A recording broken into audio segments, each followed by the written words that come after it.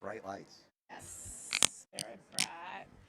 Good evening, everyone. How are you doing? Welcome, welcome, welcome. I'm sorry. Gosh, it sounds like such a quiet crowd, Gordy, and we had the bar open for so long. So let me try one more time. Good evening, everybody. How are you? Welcome. That's much better.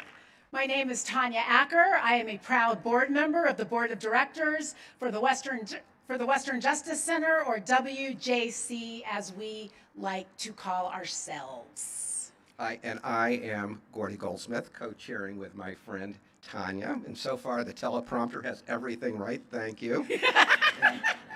And this will be obvious, but for those who used to watch the Johnny Carson show, I am the Ed McMahon to Tanya's Johnny Carson. Because I totally look so much like Johnny Carson, like I do that all the time. Yes. That's how I got into the Jonathan Club. I was like, I'm the Johnny Carson. So, welcome everyone. Thank you for joining us. I'm going to go off script for a second. A few months ago, when COVID was roaring and all events were being virtual, our executive director and board and others had the foresight to say, let's try to do a live event in addition to a virtual one. And boy, were they right. This is just a spectacular venue, and we're so glad to have you all here. So I have the pleasure of getting to thank a number of groups of people who helped make tonight possible and help make the work of the Western Justice Center possible. And I'm going to ask you to stand as a group, and if you hold applause to the end, we'll get there. And I'm going to scoot over next to Tanya so I can see the teleprompter. Okay, so first I'm going to start with the Empower Committee, the Gala Committee. All of you who worked on the committee, please stand. We have a number of our incredible co-board members. Will all the board members past and present please stand? Yay. Will our advisory council members please stand? Will all of you who contributed to our auction please stand? And a special thanks to our incredible staff at the Western Justice Center, without whom none of this would be possible. And a special shout out to our good friend Aaron Pierick in the front, who is the heart and soul of tonight's event. And lest I forget anyone who has supported Western Justice Center, would you all please stand and give yourselves a round of applause for joining us and supporting us. Everybody up. You all deserve a round of applause.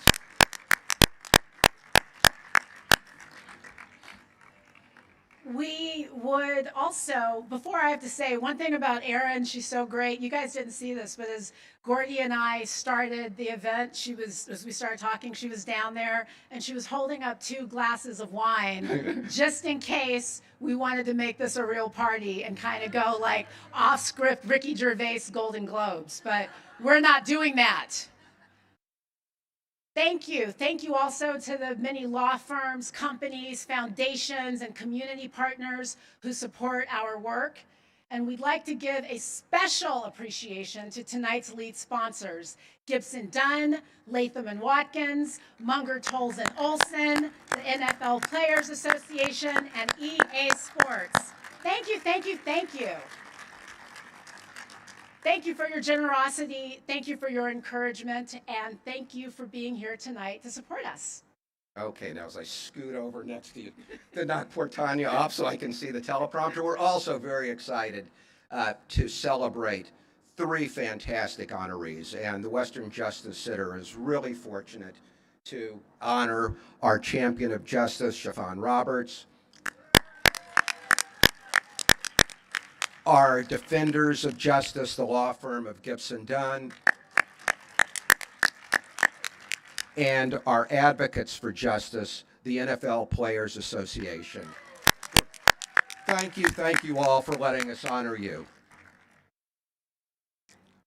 Last, but certainly not least, we want to acknowledge all of the judges, public officials, community leaders, and others who are with us tonight.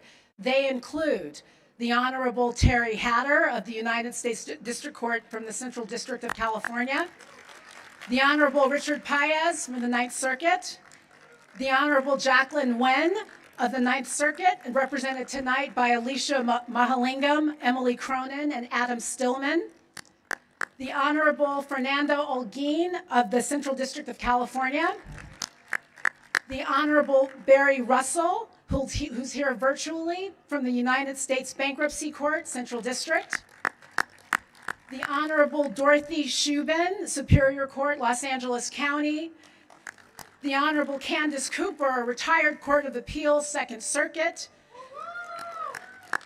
Senator Anthony Portantino, represented tonight by Dominic Corey, he's from California's 25th District.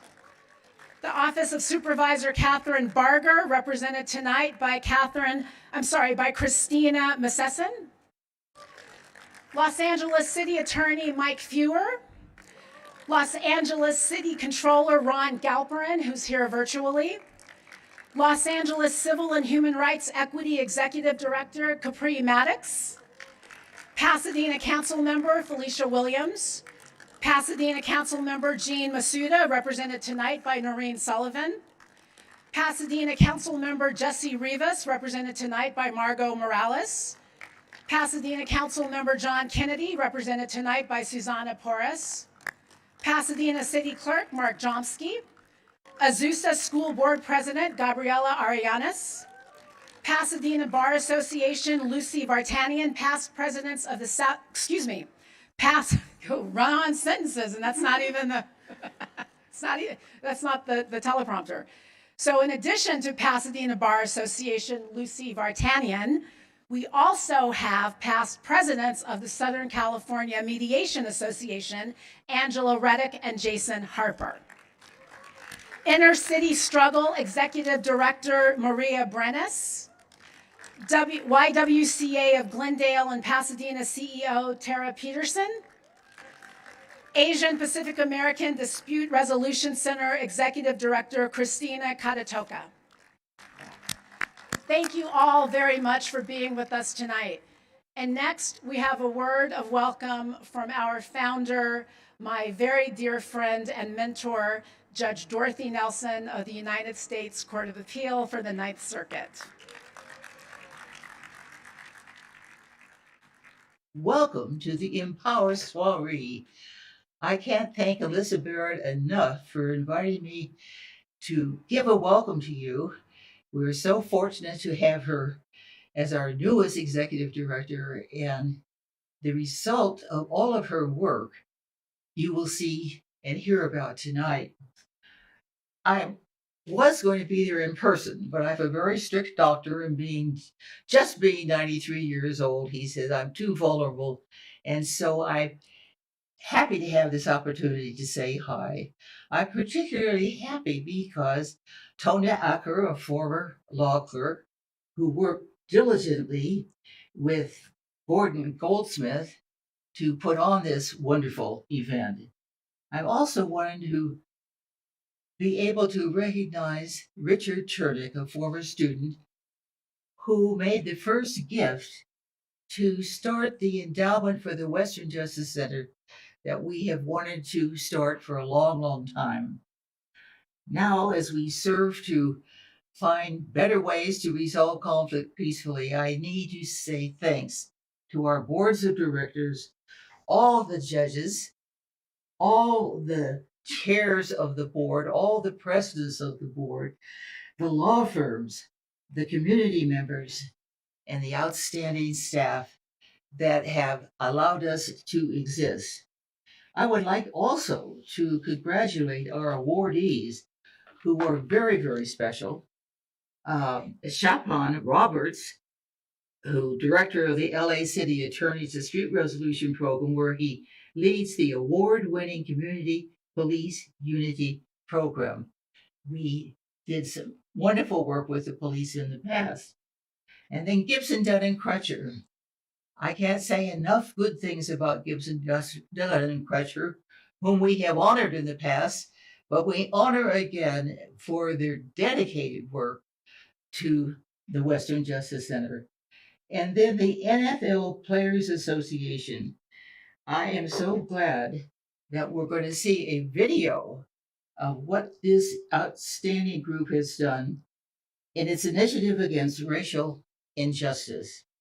Lastly, as we continue to seek ways here and around the world to resolve conflict peacefully, we need to emphasize the importance of obeying the law, but we need to continue to seek alternative processes that recognize the core values of the Western Justice Center of empathy, empowerment, equity, inclusion, and impact.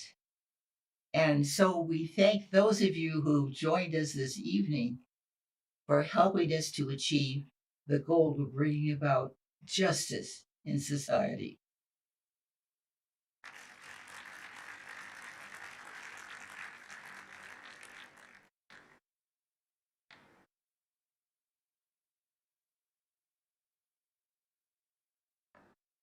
All right. Oh, I think I jumped the gun. Did I jump the gun? Okay, I'm just going to go with that. I jumped the gun, but I'm going to go with that. So the teleprompter folks have to go to Elise's speech. Hi, everyone. My name is, I guess I'm a little nervous. My name is Elise Barrett, and I'm the Executive Director of the Western Justice Center.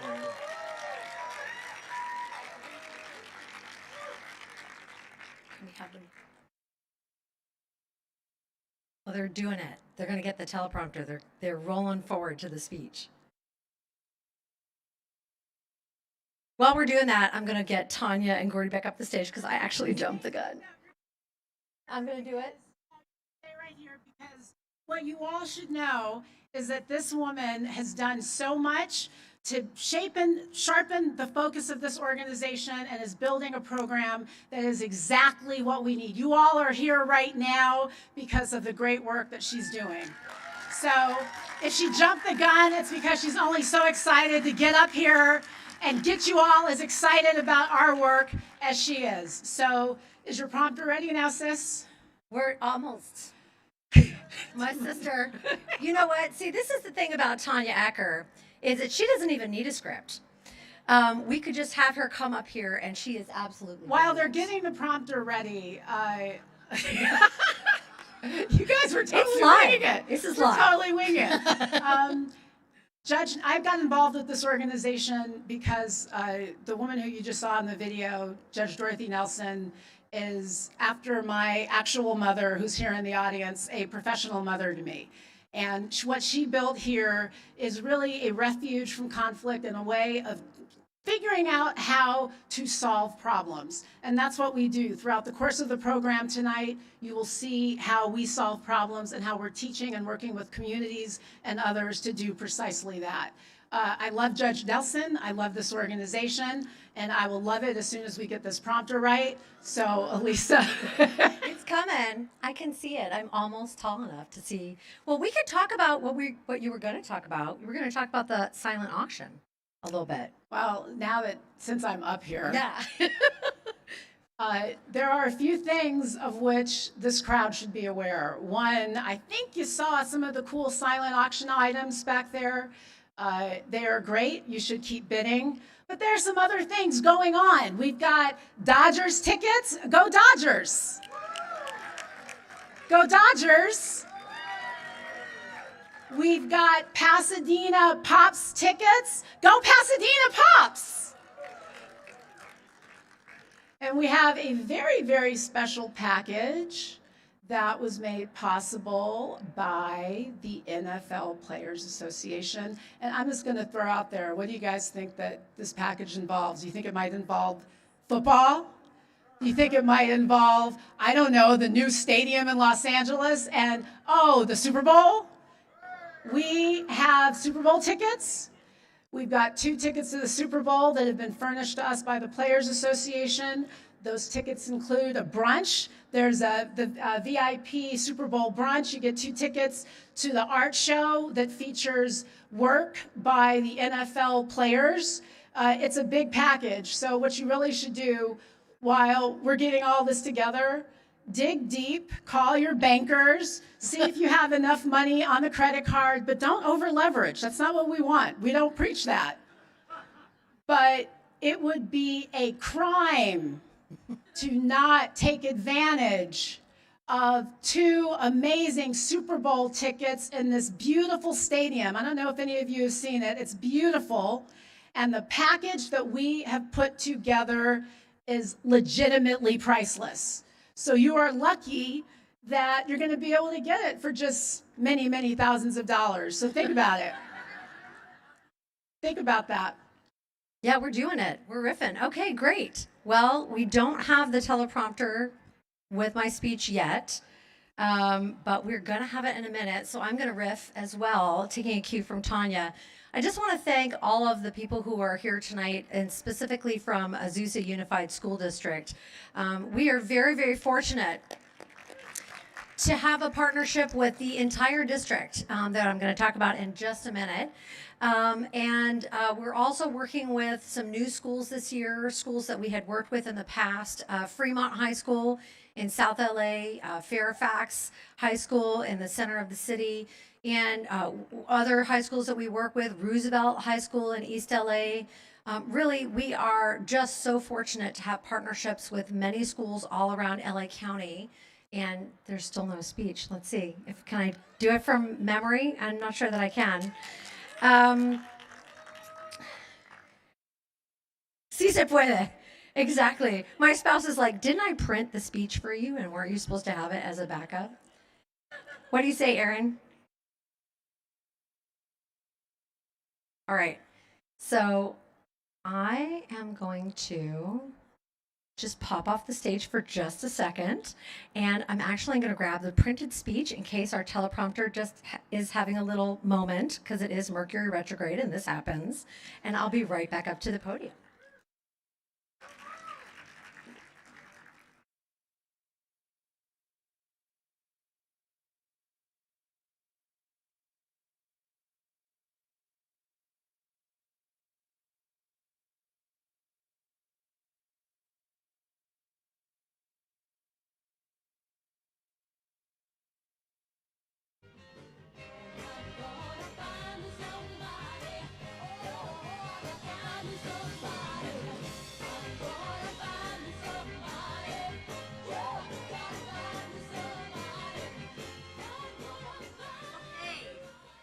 So, old school, we're gonna do it. Hi, everyone.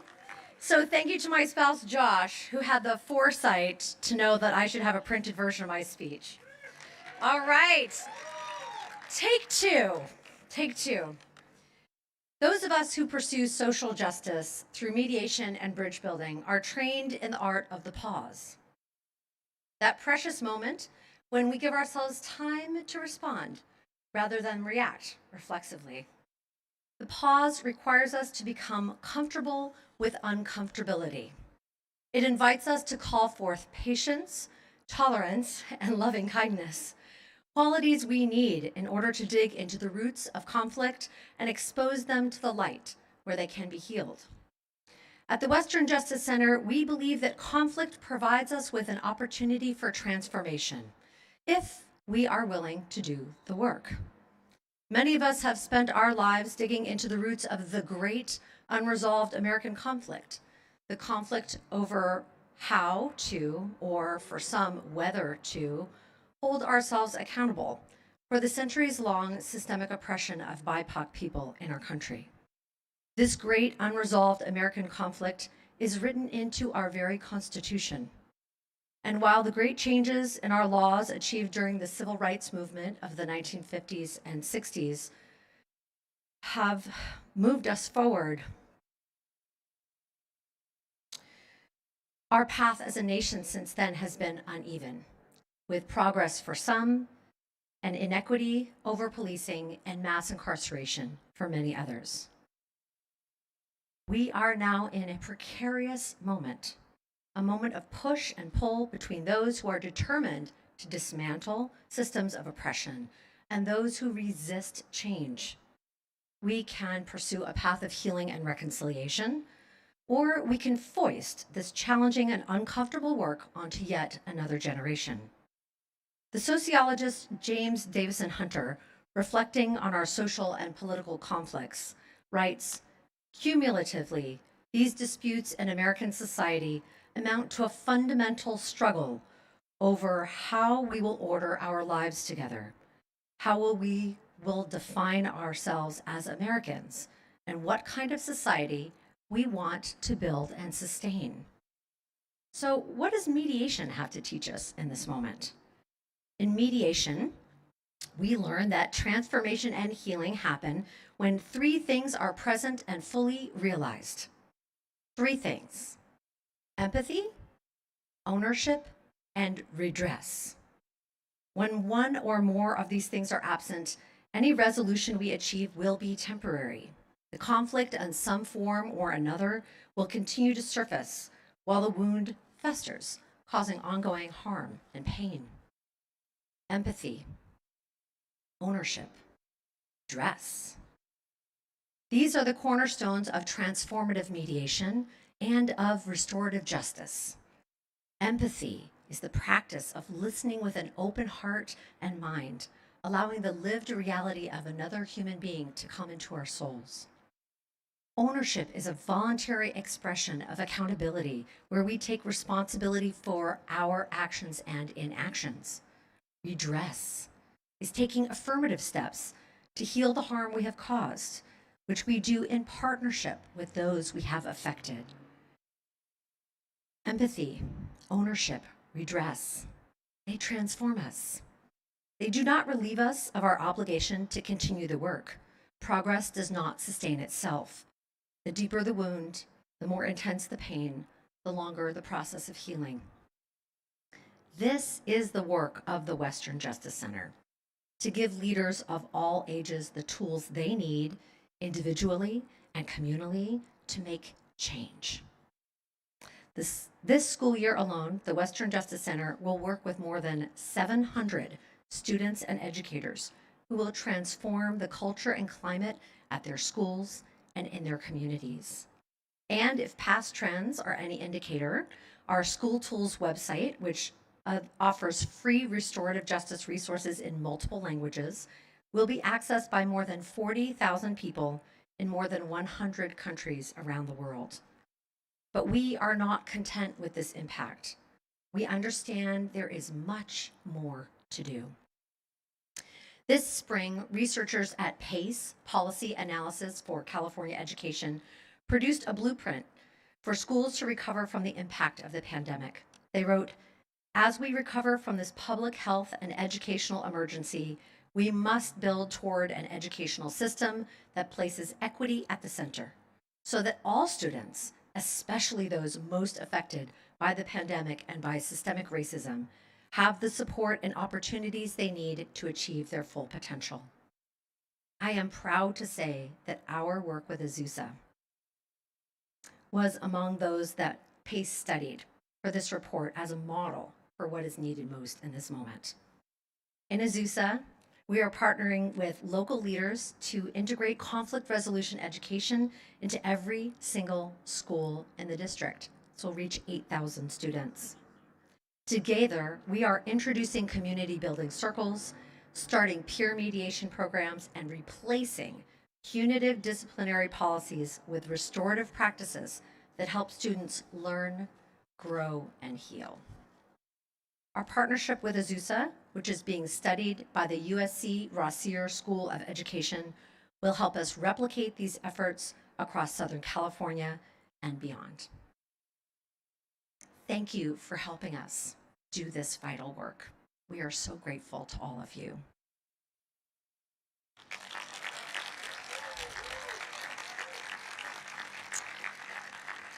So tonight, I also have the very great honor of introducing two of our leaders from Azusa. They're sitting right up front. We have Barbara Avendano, a very special education teacher, and a very special education teacher.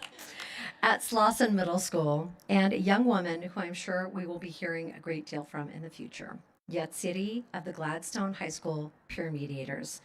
Please join me in welcoming them to the stage.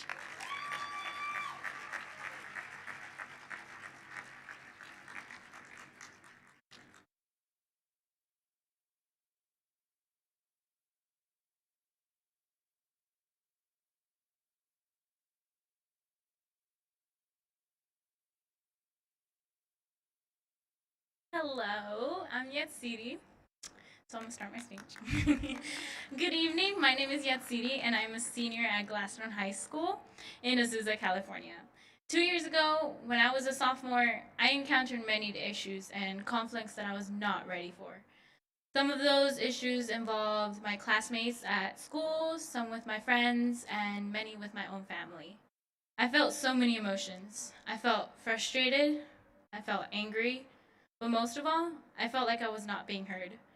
As I approached my junior year, I felt overwhelmed by things with my family, words of discouragement that I kept hearing. I felt as if I was not capable of excelling in my classes, which were challenging enough already because of remote learning. I also noticed that arguments and disagreements I had with friends seemed to intensify. Our fights got worse and they continued in and out of school. After a period of self-reflection, I concluded that I needed a change, but I wasn't sure where to begin. Thankfully, Mr. Oyama, our assistant principal, approached me and asked if I wanted to become a peer mediator. I didn't know what that meant for me, but I was willing to give it a shot. That's when the fun started. When the Gladstone peer mediators and I met the Western Justice Center team and started training with them, it was the first time in a long time I felt accepted, serene, heard, and seen. We began to learn about conflict resolution with WJC through Zoom, and I vividly recall a lesson that provided some clarity on the complexity of emotions and the impact that it has on us individually and as a group. To add icing to the cake, the group bonded on that day by doing a community circle. We were all feeling a little under the weather and got to share our feelings and emotions. I logged off feeling validated. Here is my reality. My mom and I have had a rocky relationship. As many of you parents can understand, clear communication between parents and teens is rare. I was no exception. After going through this process of becoming trained in mediation, I had a meaningful discussion with my mom. I now use my mediation skills to not just hear my mom, but to listen to her. She does the same with me. This has created a stronger relationship based on love and trust. When I received word that we were going back on campus for senior year, I felt so energized that I literally ran around the house. No, seriously, I ran around the house. I was excited to enter my final year of high school, confident in navigating the different relationships I had with my friends and family. And even more so because I no longer was stuck in that place of anger or confusion. I learned through mediation training that when I stay stuck in my emotions and I resent others, then I miss out on the beautiful moments and memories that wait for me. I have also learned that I can make a real difference in my school and my community. This year, getting to serve as a Gladstone peer mediator has shown me that I can make things better for others, that I can be a leader and a voice for a change. Thank you, WJC. Because of you, I now feel empowered to navigate relationships in all areas of my life. And that gives me a lot of hope for the future.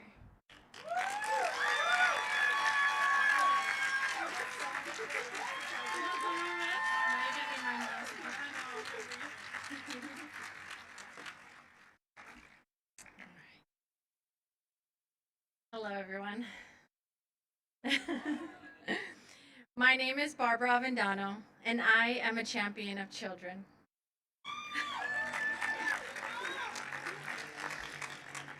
Ever since I was little, I've had a deep desire to help others, and supporting youth development has always been high on my list.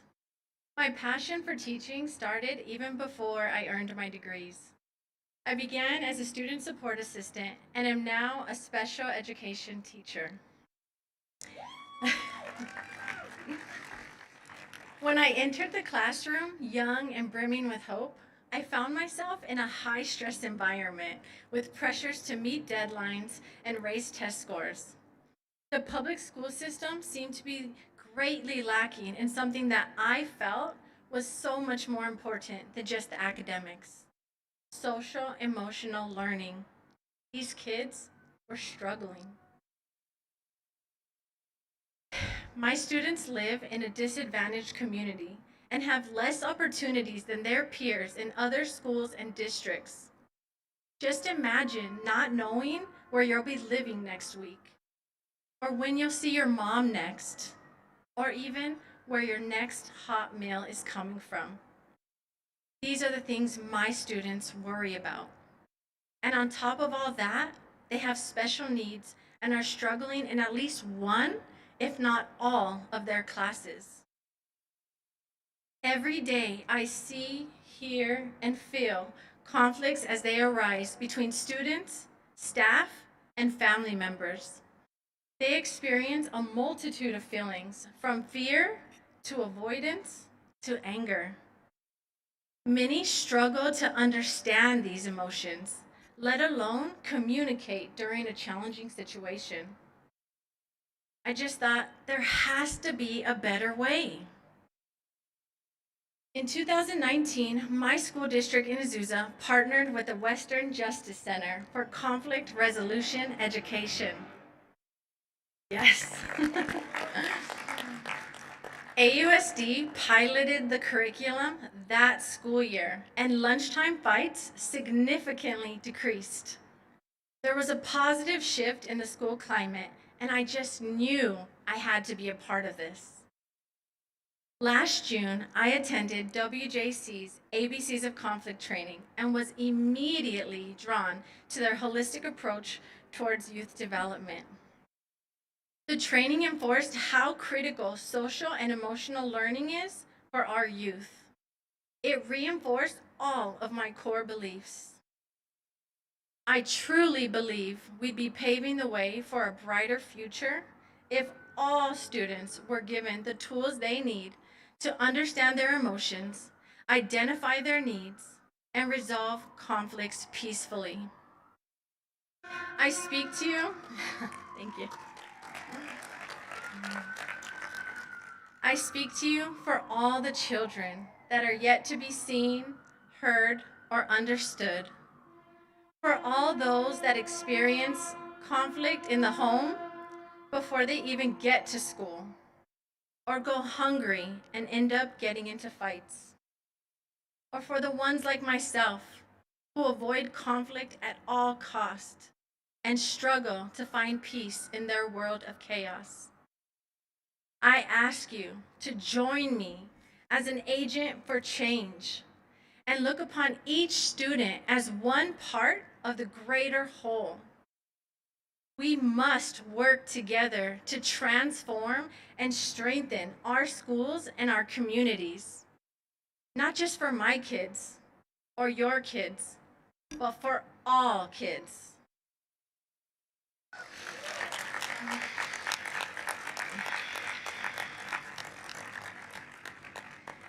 Thank you, WJC, for allowing me to blossom in your training and for giving me a new place to call home. Thank you.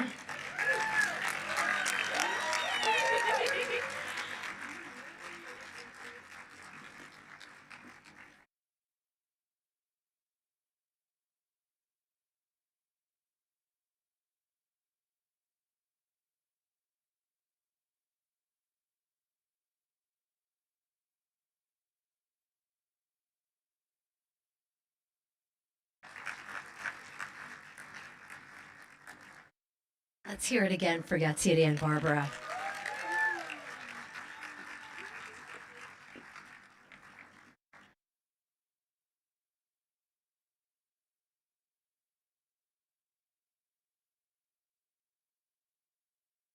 Let's hear it again for Elise, Yatziri, and Barbara.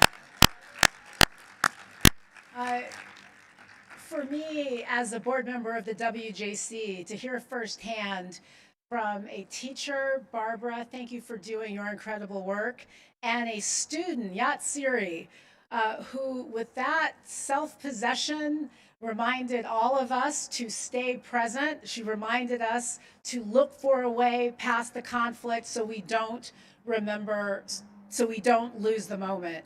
I didn't realize I was going to learn how to change my life by a high school student, but thank you very much, Yatsiri.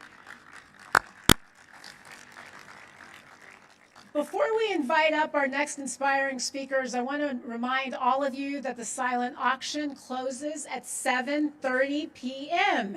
That's almost now. What time is it? 7:50. So Oh, well. It's closed. SOL. It says in the teleprompter. The silent auction may still be open, but I don't think it is. So if you guys, There's always the live auction. that's why you're going to have to hold out for that live auction, which is really very cool. Okay.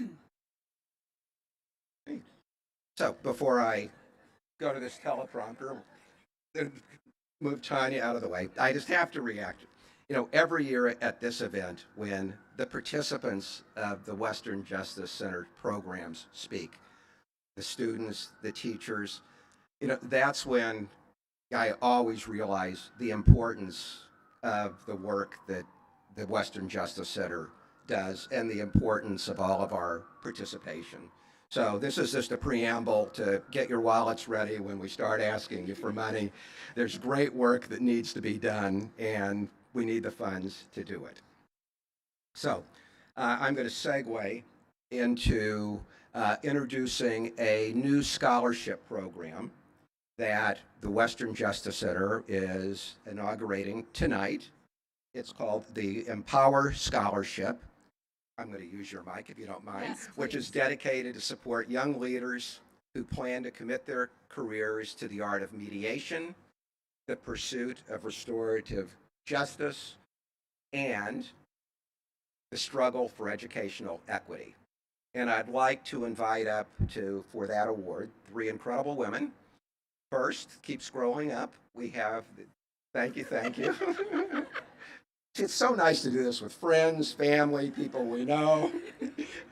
The first, we have a Western Justice Center board member. I think it is Emily is coming up. They disappeared off of the teleprompter. We have a representative from the Pasadena Bar Association, and I think we have a stand-in tonight.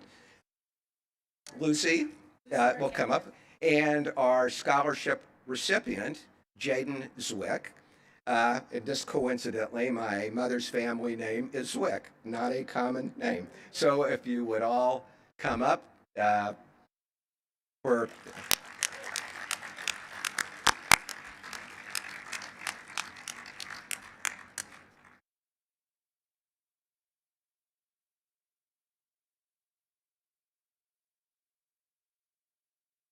See how we do.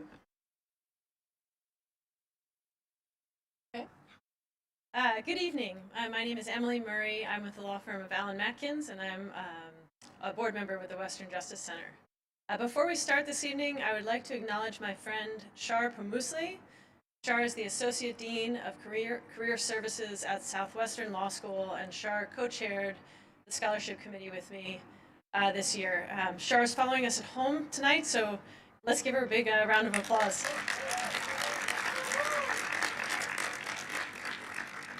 In each generation, we have an obligation to plant seeds for the future. Tonight, we celebrate a future leader, Jayden Zwick, who is a second-year student at UCLA's Public Interest and Law program. Jayden, your passion for restorative justice and your life story moved all of us deeply. In your personal statement, you wrote, "Teachers falsely labeled my brother a gang member in the 5th grade, and by the end of high school, he had spent more of his adolescence incarcerated than in classes. Meanwhile, I was pushed from one advanced classroom to the next and prepared for college along the way. We were raised by the same single mother. We attended mostly the same low-income schools. If it were not for the caring educators, mentors, and community organizations along my path, I would never be in the position I am in today. For that reason, I plan to spend my career paying it forward by working to build power among marginalized people in order to bring about institutional and cultural transformation, including in our educational system.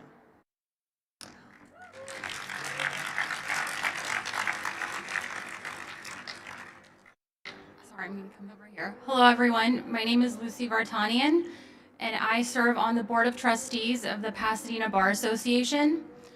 On behalf of the Pasadena Bar Association, a proud sponsor of WJC's inaugural Empower Scholarship, I would like to present you with this check as a symbol of our belief in you and our investment in the future you are building.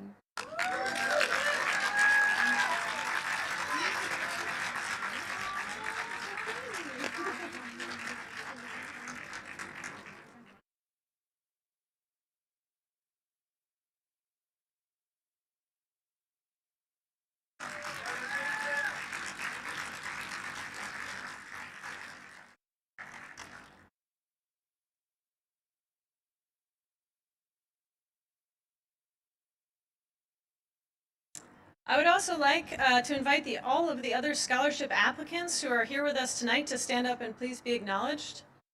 By systematic racism and economic disinvestment.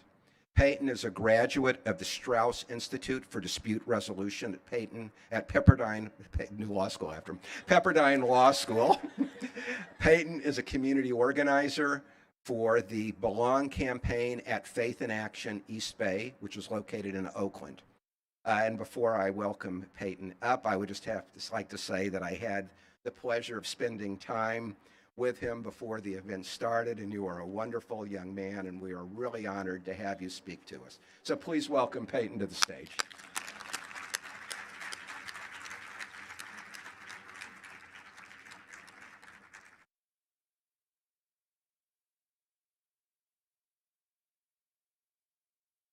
Good evening, everybody. As introduced, my name is Peyton Silkett. I am also the reason why people have to stand on a little peg, because the teleprompter, needs to be adjusted for a 6'5" person. I didn't get the memo, but I realized that you win a bet at the end if you can mention teleprompter the most times during your speech. So I'm vying for it. But in all honesty, I do want to give my respect, my gratitude, and appreciation to the sound and to the technical crew. They have a very difficult job. So can we give them a round of applause, please? They are doing amazing. And I just want to say how grateful I am to be here with you all on this evening. I don't know, for you all, this is my first time being out in a while. And it feels good. It feels real good. It should be your first time out, too, if you've been being good. But that's okay. We don't judge here. We don't judge. We mediate. We don't judge. So, as we are gathered here this evening reflecting upon justice and education, I believe that there is no greater champion for both than Mr. Frederick Douglass. Oh yeah, go ahead, clap for Frederick. I love that man. While he was enslaved, he taught himself to read. As a child, in the face of unrelenting persecution, he vigorously pursued education because he understood that while his body was enslaved, his mind was emancipated, and his body would have no choice but to follow suit. Upon freeing his mind, he understood that what he had now seen, he could no longer unsee. More to it is who he had now seen himself to be, he could no longer unsee. His own humanity, his own dreams, his own desire for freedom.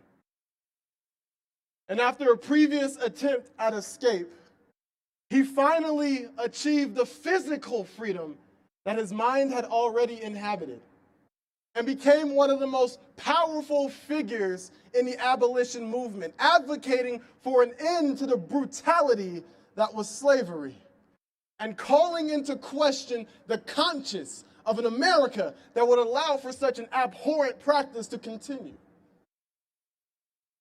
After the abolition of slavery, as the United States government was deciding how to educate the newly emancipated African Americans, it was in this context that Douglass was pondering his own education. And he noted that it is easier to raise strong children than to repair broken adults. Amen. They told me to use my preacher's voice, so these amens, I'm gonna need it. Amen.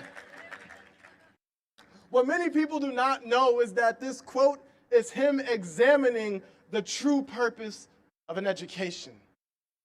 That education is not simply for reading and writing and arithmetic, or for us lawyers, torts and other things, but instead its purpose is for laying the foundation within a child that will help them remain whole as they traverse this incredibly and sometimes unexplainably broken world. One of the most valuable tools that we could give our children in this very endeavor is the capacity to see and to understand the conflict happening around them in a new and unique light. One that illuminates and perhaps makes sense of the otherwise incomprehensible violence, othering, and polarization that exists in their current situations, in their schools, or in their own homes. When I first began studying conflict and dispute resolution, I had no intention of doing what I am now doing.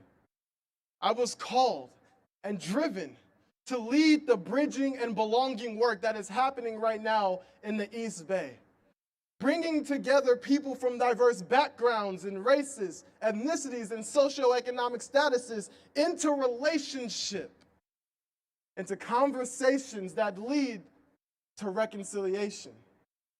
Amen. Go ahead, say some amens. And while doing this work, I did not realize how deeply this was going to seep into my own heart, and how near and dear this would affect me personally. Like Douglass, I had learned that what I had now seen about conflict, I could no longer unsee. Once I saw how conflict could be used as a tool to build and unite rather than divide, I was changed. Once I saw how conflict was always rooted in something deeper and more far-reaching than whatever the superficial issue presented as the main issue, I was changed. Once I saw how conflict itself could become a catalyst, a profound healing in the community and within the soul, I was changed. And I could choose whether or not to embrace this change that was happening within me, but my ignorance to its power and to its potential could no longer be feigned. And this is the gift that the Western Justice Center is giving to their students. The possibility to see themselves and others around them with new eyes and put together the broken pieces of a world that they themselves must inherit. And the responsibility is on us to give this gift to them. Because the reality is that we are the ones that have failed them. Go ahead, amen. We may be pondering, Peyton, how have we failed them?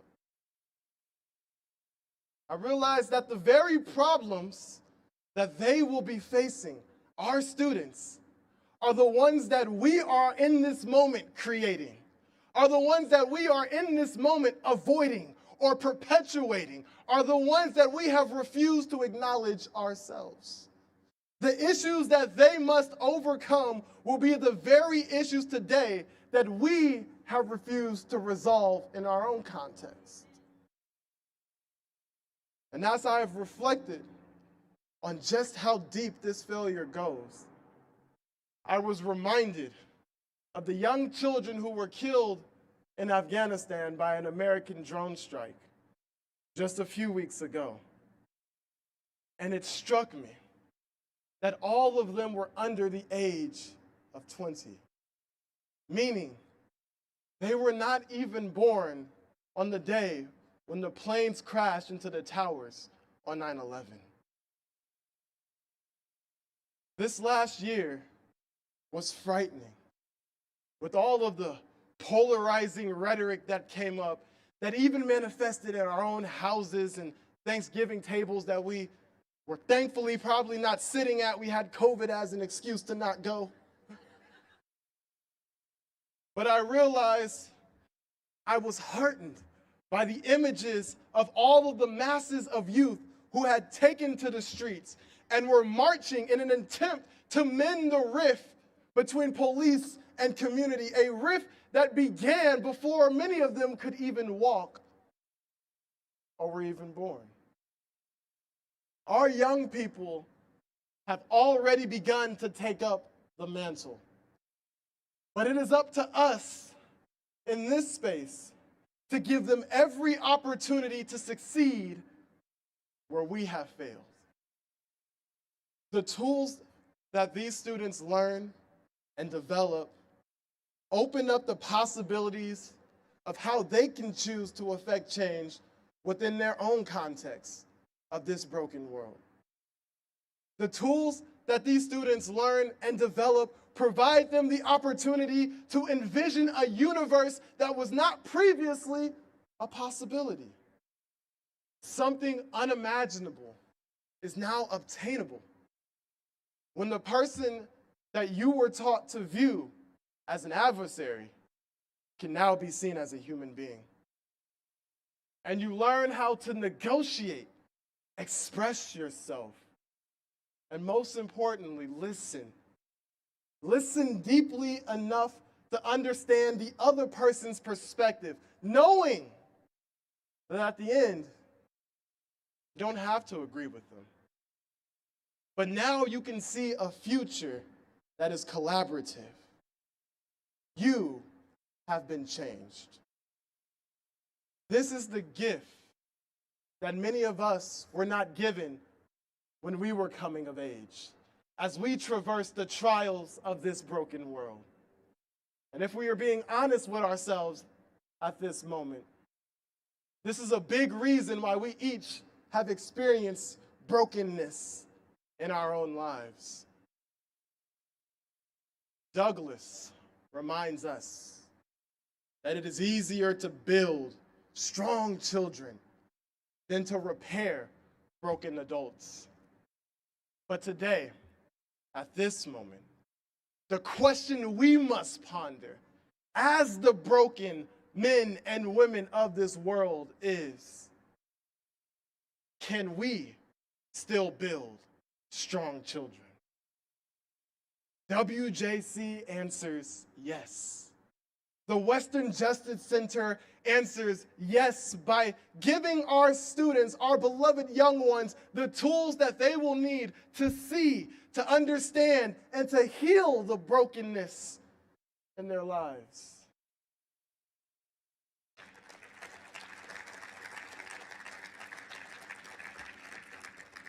And we today must commit ourselves with that same resolve to the belief that investment in our future begins with empowering our young adults in the present. And perhaps, while in the process of building up our strong children, we may find that we are repairing ourselves. Amen.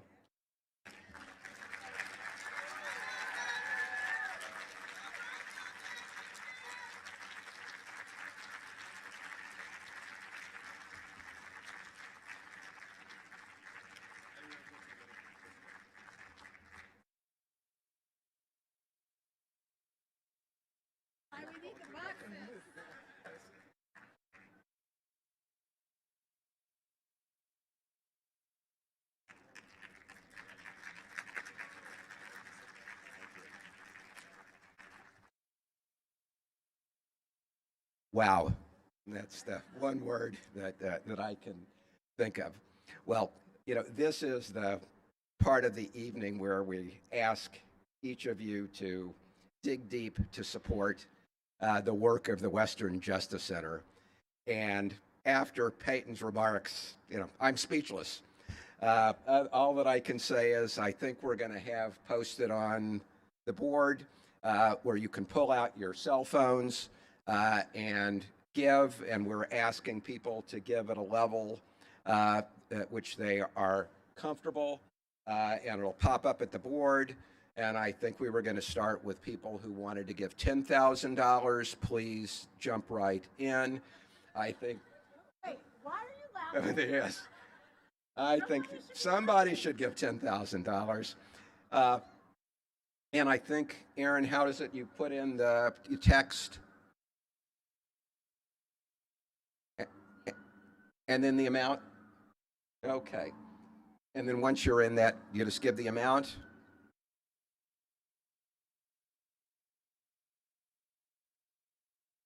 Okay, so if people, okay, there we go. We're gonna, and then give your amount. Next, $5,000. Hopefully there are some of you in the audience or some of you watching online who will give $5,000 to this extraordinary organization. $2,500. Hopefully there are some of you who will give $2,500 tonight. And hopefully Tanya and I would like to have at least 10 folks join her and me giving $1,000 to Western Justice Center. So please dig deep. There's a lot of work to be done. You know, it goes without saying that resolving conflict now is come through. Look at 15. This is great. Keep it coming. Keep it coming. $100. $100. Okay, even you law clerks out there can afford $100, right? Law clerks,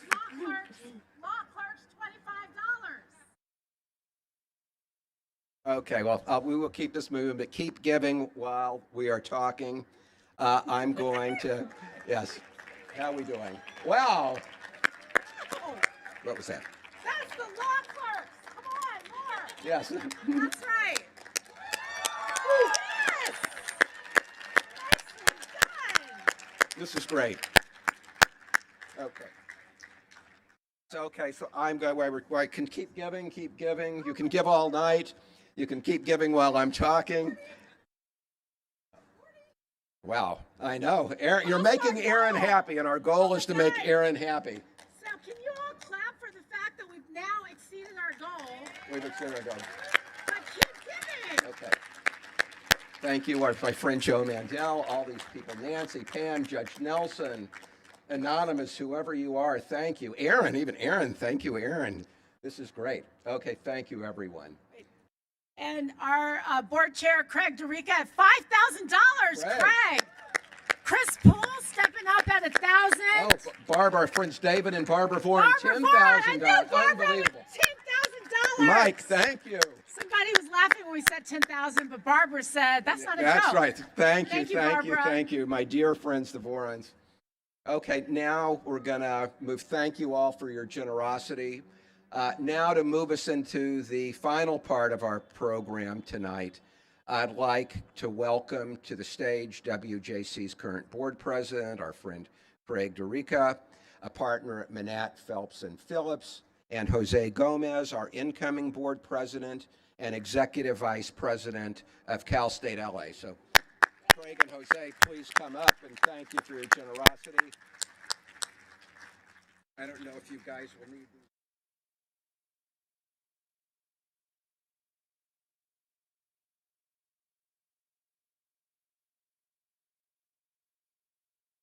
Good evening. I'll keep this very short.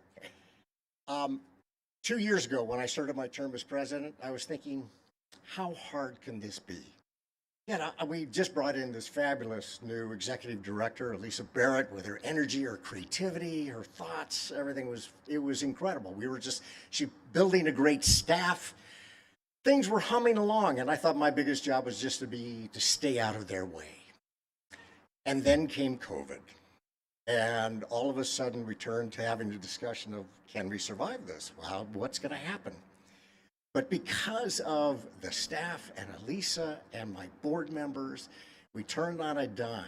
We created new ways to carry the vision forward and the mission forward. We went into remote learning. We expanded our relationship, our critical relationship with the Azusa Unified School District, and expanded it to many others.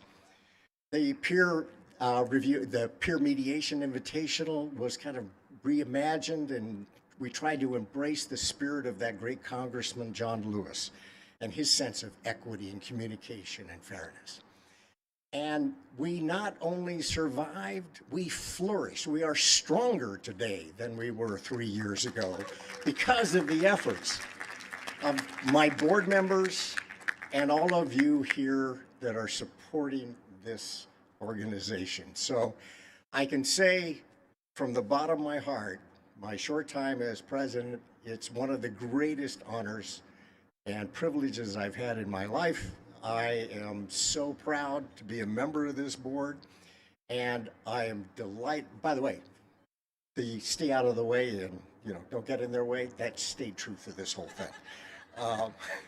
But now I get to hand it over to my friend, the new incoming president, Jose Gomez. Thank you.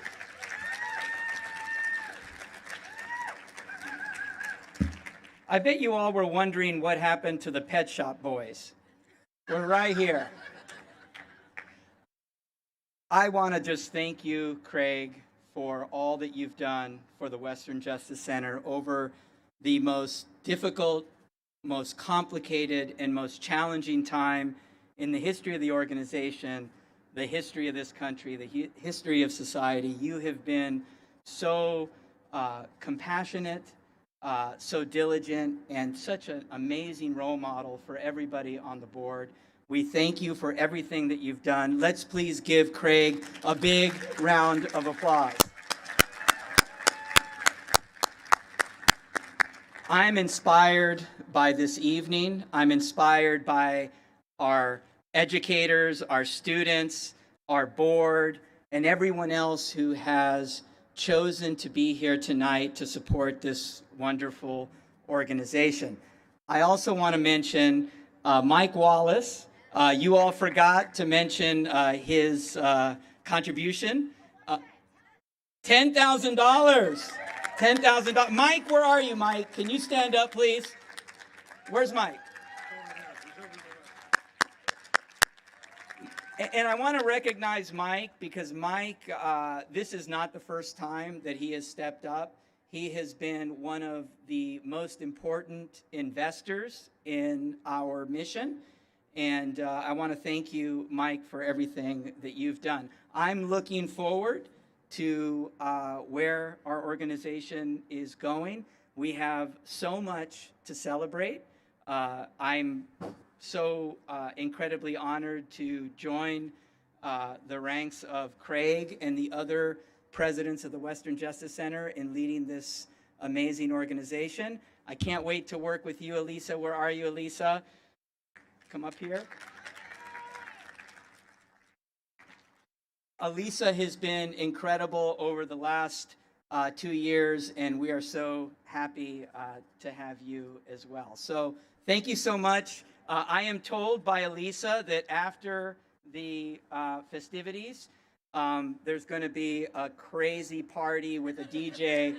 She's been dancing as soon as she showed up today, so we're really excited about that. So please stay around if you can. Thank you. Sure. Yeah.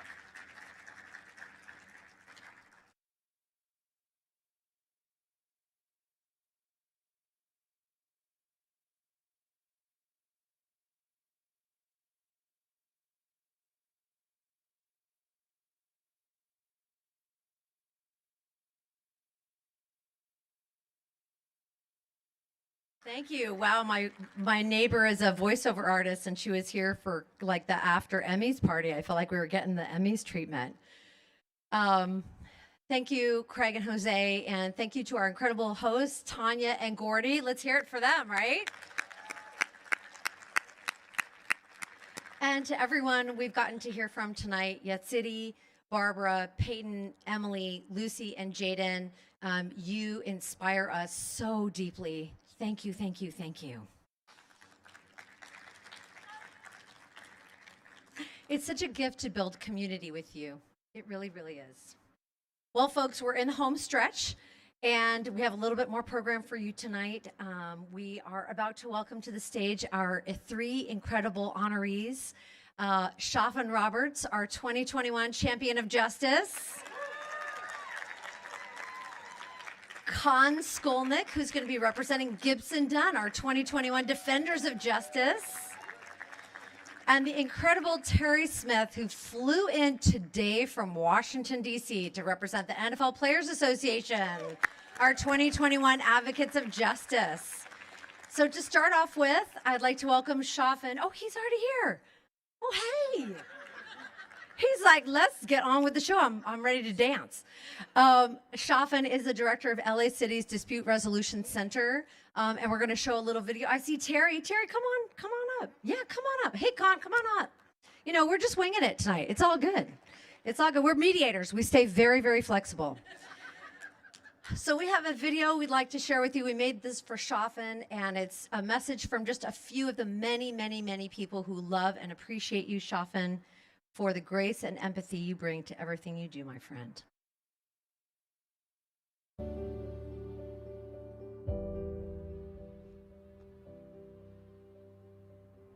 So proud of my friend Shafin Roberts for being a Western Justice Center Champion of Justice. That is who he has been since I met him during my days with the Los Angeles City Attorney's Office.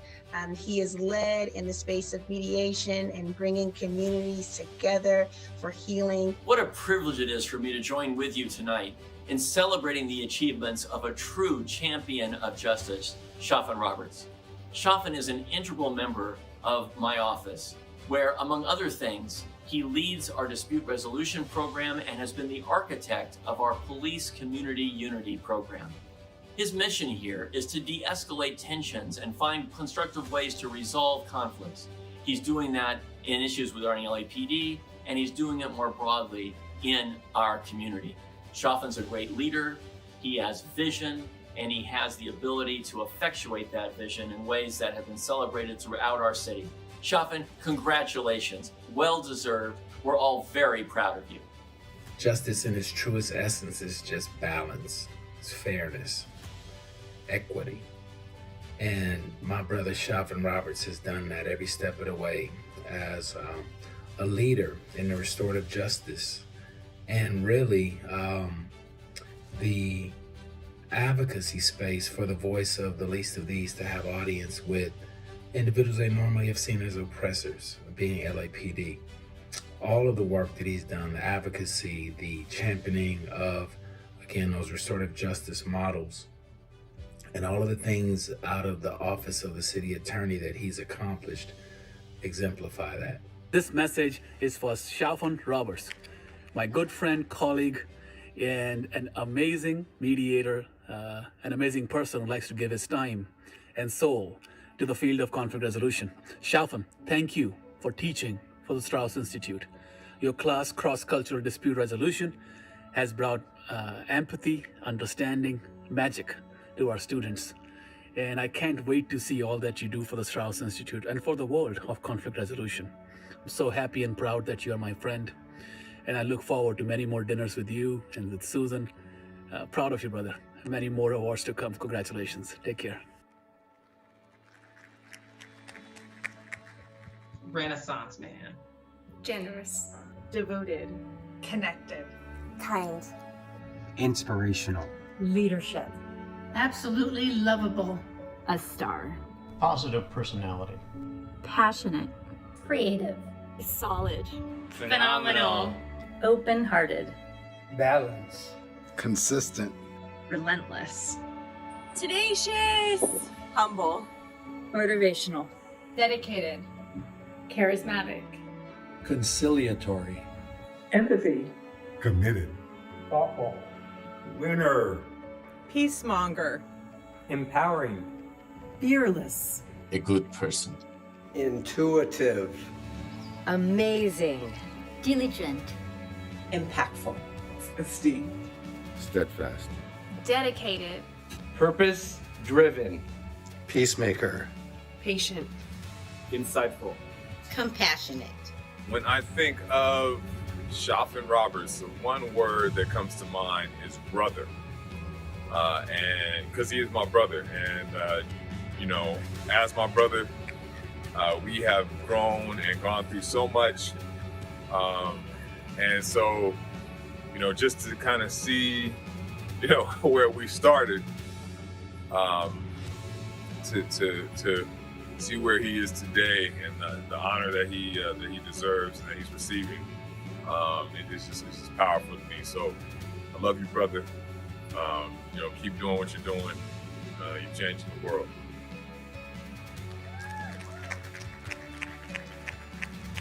He makes me smile. He makes me laugh. He pushes me to grow. He genuinely cares about everyone. He's a quintessential gentleman, an incredible cook, and makes the best minty mochas.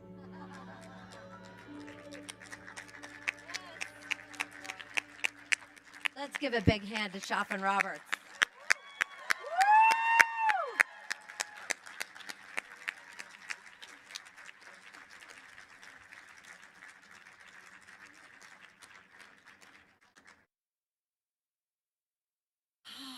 And I love that guy.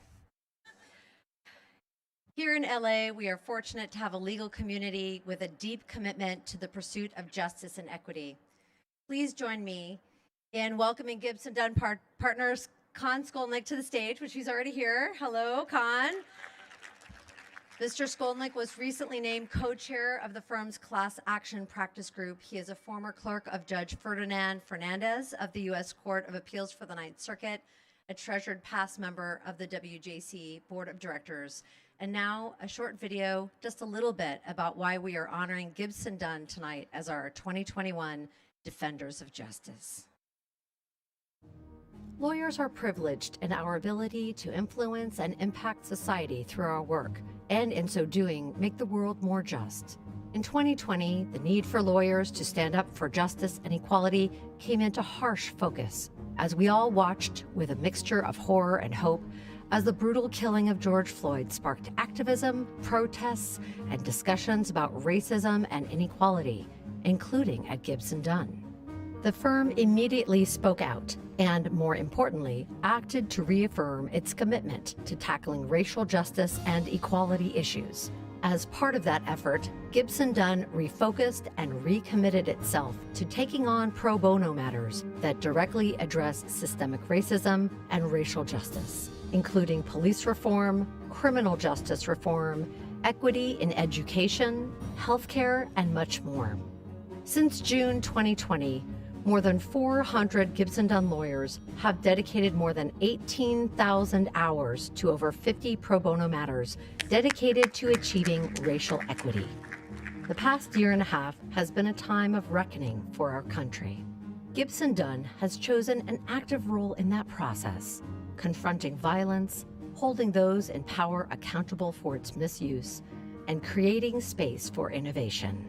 This duality of working within and beyond the court system is best exemplified by Gibson Dunn's representation of Deon Jones, wounded by rubber bullets used by LAPD to quell peaceful protests, and by its proactive engagement with the National Organization of Black Law Enforcement Executives to reimagine public safety and transform law enforcement into guardians who work with community-based organizations determined to advocate for change. Gibson Dunn's work in this arena was lifted up by President Barack Obama in his June 2020 blog post, How to Make This Moment the Turning Point for Real Change, where he shared the link to a milestone community-based policing report and toolkit created by the Leadership Conference Education Fund with considerable involvement of Gibson Dunn attorneys. The road to a more just future is not easy to traverse. As Dr. Martin Luther King Jr. stated, the ultimate measure of a man is not where he stands in moments of comfort and convenience, but where he stands at times of challenge and controversy. That path to justice is the one that Gibson Dunn has chosen. It is the path where, in the words of Justice Ruth Bader Ginsburg, real change, enduring change, happens one step at a time. For all these reasons and more, Western Justice Center salutes Gibson Dunn as our 2021 Defenders of Justice.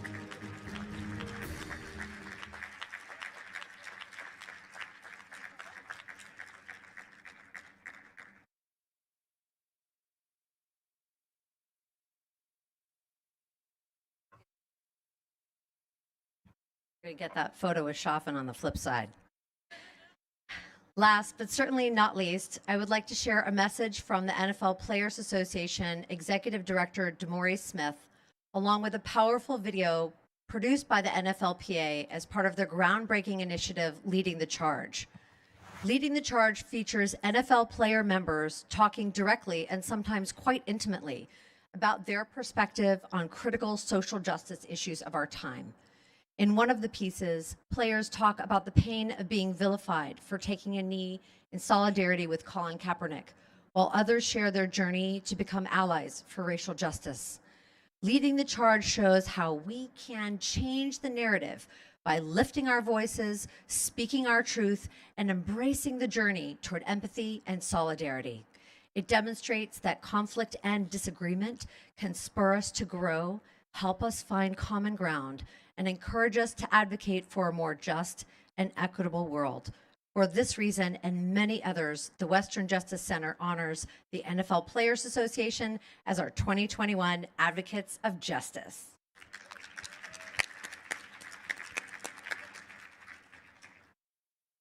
Good evening to everyone with the Western Justice Center, and I want to say thank you for choosing the NFL Players Association as this year's recipient.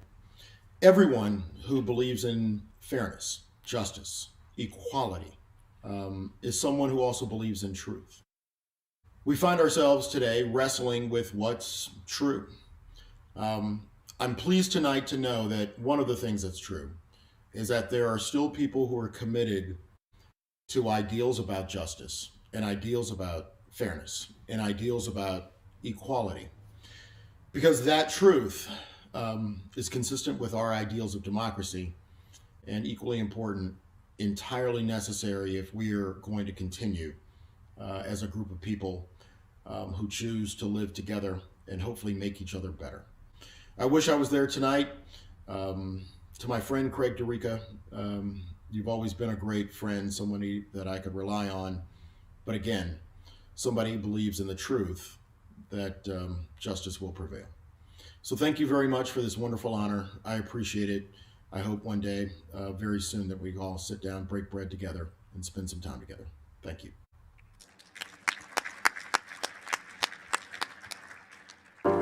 I want America to be what it always wanted to be, the land of the free, home of the brave, liberty and justice for all.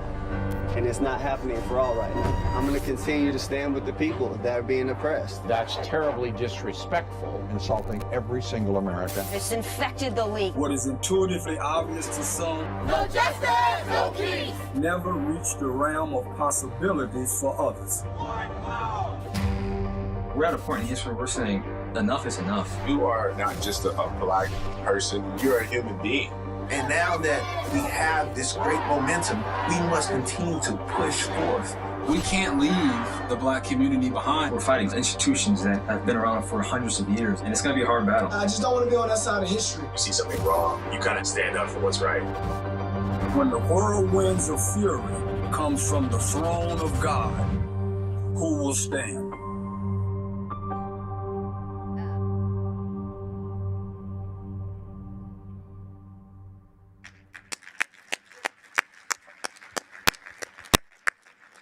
We have joining us on the stage Ms. Terry Smith from the NFL Players Association. Ms. Smith is a proud graduate of Howard University and Columbia Law School and an alumna of Latham & Watkins.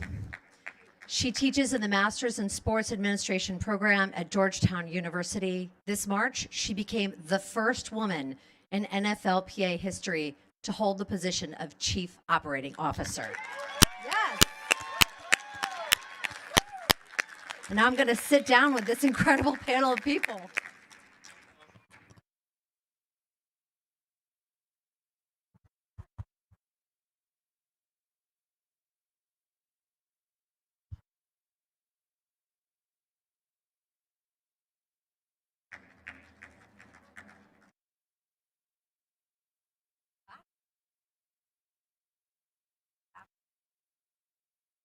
Hello. Are we? Hey, it's on. That's great. Okay, so we said a fireside chat, and we were not kidding. Look, we have a fire. So we're here, and speaking of lighting things on fire in the most possible and beautiful way, Terry, I'm wondering if you could talk a little bit about the origination of Leading the Charge. I'm going to hand you my mic. That's good. See, we're just staying so flexible. All right. Yeah, here you go. All right. Thank you first for the wonderful award. It's just so nice to be recognized for the work of the players.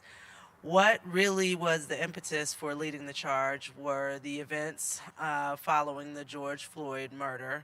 We are located in Washington, D.C., if you don't know, and I would say that that was one of the nucleuses for the protest and the unrest that followed after the murder.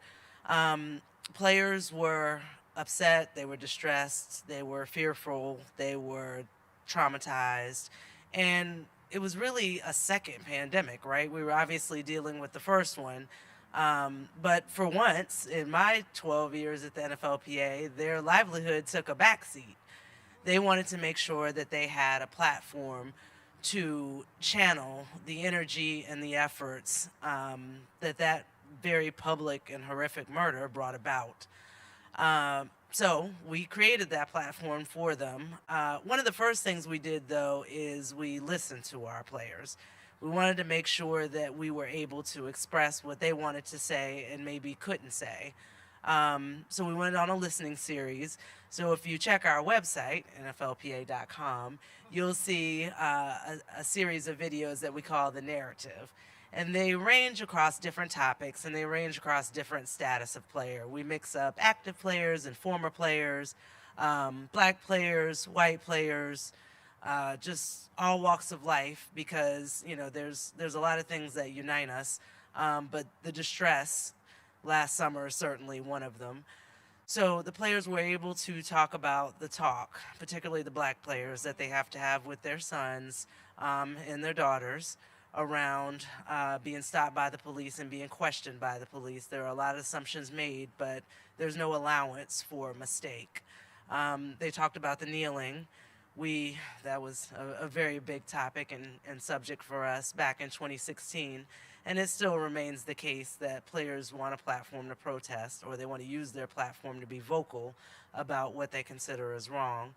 And then other topics we touched on were allyship. How can you help? What efforts are there out there that you can be a part of? What initiatives can you start? So we were just happy to give the players that voice that had probably gone silent for too long.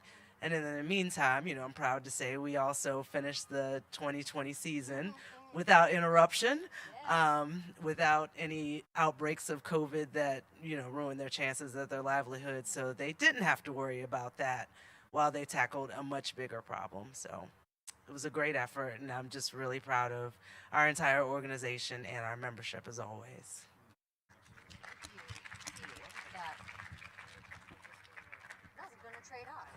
All right, we're going to just trade off. Here we are. Thank you, Terry, very much for speaking about that. I have to say, when we were first getting to know the folks at NFL Players Association, I went on, I watched all the videos. And I many times could not contain myself.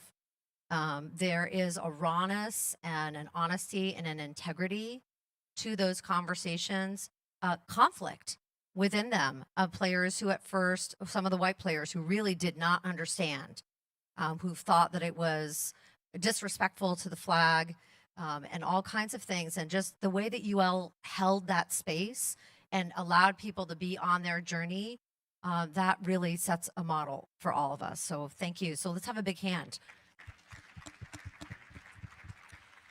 I want to go next to Khan. You know, one of the things that really impressed me is how public the law firm of Gibson Dunn has been about its own internal process of what happened after last summer, and then the way that you all have just jumped, you know, with every resource and every bit of energy. So could you talk a little bit, as a very long-term partner in the firm, what that was like in that moment, and then maybe touch on a couple of the cases or initiatives that you've found most meaningful? Sure. And let's start by thanking this organization and just saying how humbled I am to be on the stage with these two impressive people. And if I ever heard all the adjectives that Schaffen got about him and over the course of my life, I would die happy. And the speakers also very inspiring. So thank you. But as to your question, I mean, truly last year was a watershed moment for this country. And you know, a lot of people had known what was going on, and a lot of people hadn't, and so that moment when everyone kind of realized what Black people had been going through for a long time, for their whole lives, it just opened everyone's eyes, and a lot of people wondered, you know, oh my God, what can I do? And the truth is, as lawyers, we can do a whole lot. And you know, I'm fortunate to be at a firm that stood up and went right after this moment, and from the managing partner to the partnership to the associates to the staff, we were unified in a way that I have never seen, and it was very powerful. And you know, I'm sure other firms, I'm sure Gibson Dunn's not alone, so I don't want to suggest that, but I can tell you from my experience, I've never seen anything like it. So just the amount of energy and resources that we were able to devote to a number of different areas. You saw the video earlier, and just to highlight a couple of them, the area of protesting and First Amendment rights and the right to peacefully protest. You heard about the young man who was shot in the face with rubber bullets and nearly blinded. So we're behind a lawsuit right now to put an end to rubber bullets by the LAPD and to change the way they interact with protesters. We have a number of similar suits across the country. In New York, we have I think 7 or 8 different civil rights suits on behalf of protesters who were injured by police during peaceful protests in the wake of George Floyd's murder. Second area you also heard a little bit about is police reform.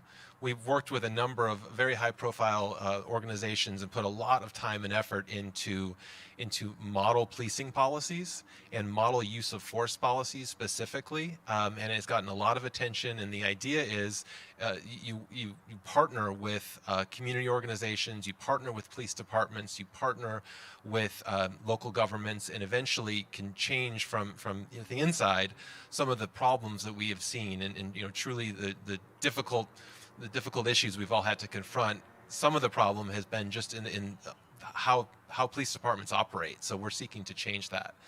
And the third area, of course, we're a big law firm, and we have lots of non-litigators and people who don't work with police organizations. We have lots of corporate transactional real estate lawyers, and there was a ton of stuff that they could get involved with as well last year. We partnered with a number of organizations across the country to give help to small businesses, obviously hit particularly hard and disproportionately on minority-owned and women-owned businesses during the pandemic. So we were able to provide hundreds of different businesses with a myriad different services, from leases to government benefits to all kinds of support, which made a real difference to a lot of small businesses across the country. So those are just a few of the ways, but we were happy to do it, and it was truly an impressive moment. Thank you so much. Yes, fantastic. Very inspiring as well. I spent time on your website. Everyone has good websites. And really just looking through the years, and you could see some of the graphics on that, but the number of hours that Gibson Dunn dedicates to its pro bono work is truly astounding. And Khan, thank you for talking about some of the work. Schaffen and I, when we first met like 3 years ago, we were like, oh my God, right? Incredible. It was like we're fast friends. Fast friends. Yeah. And one of the things I really respect about you is that there are, particularly around over-policing and violence and how communities of color experience their relationship with law enforcement, you could very easily be very to the right on the issue, to the left on the issue. And you are really have that soul of a true mediator, and you create that third space. I think Peyton talked about getting to sit down with someone in a process of truth and reconciliation, someone that you only ever saw as an adversary, and through the process of mediation, they become a human being to you. And so I'm wondering if you would be willing to talk about your community police unity mediation program that you lead. Absolutely. First of all, I just want to just pause for a second and say thank you, thank this organization. My family is in the audience, and I want to thank you all for coming. I know my father's also here, which means a lot to me, and my mom I know is with me too. And I want to just thank the community of mediators and support that I share this award with, because really it's not just me, it's the work that we all do. And so with that, yeah, I want to talk a little bit about it's actually the Community Police Unification Program, but Mike Fear, the city attorney himself, which is who I work for, said unity, so I guess maybe it's unity. But yeah, so that work is it's messy in the middle, right? And the reason why is because to be in that middle space of uncertainty requires a certain level of faith, a certain level of possibility of things that might happen. It could go really bad, really poorly. And quite frankly, when this program was first offered to me as somebody to kind of, pilot it, actually, it wasn't at the director level, like to work as an administrator. I said no. I said no because I didn't have faith or trust in the system. I thought I didn't want to be the black face that you put on this program just to placate a lot of nonsense that was happening, that continues to happen. And so, in fact, there was a mediator that reminded me of my father. My father's from Watts. And so he saw the 1965 uprising and what happened there. And he did not want to be, he said, I won't do it. And I was trying to talk him into it after I had convinced myself to do it. And the reason why I decided to do it, quite frankly, was because I had one experience. There was a memory that came to me. I was like, I'm not going to do it. I'm like, you can miss me with that. I'll stay with the community side. You guys can figure that out. And there was a memory that came to me where I had contact. It was like really, I have many contacts with law enforcement. Most of them, 99% of them, just negative. There's one contact though. This officer treated me like a human, like with respect. But it was after, like he pulled us over. It felt like, Friday Night Lights and America's Most Wanted. We got out. It was like everything was happening. Guns were drawn. We were pulled out of the car. And that's not an uncommon story, unfortunately, right? But that was what was happening. And my friends, it was like my friend, my brother would know Billy, who's Billy, and Clyde, his cousin. And they were out, and I was sitting there. The car, I guess, had been seen next to some robbery or something was happening. And I was just being loud. I was like, are you kidding me? And I was just like indignant. And I was like, because I knew, I was like, what is going on? Here we are again. And I'm in my 20s maybe. And this one officer, after he realized, things were what was going on, he came to me and said, explain to me what was happening. Hey, look, this is what's going on. This is why he pulled you over. And it felt like he just treated me with respect for the first time. And so I was like, okay, well, I guess not all officers are, insert your favorite word, whatever.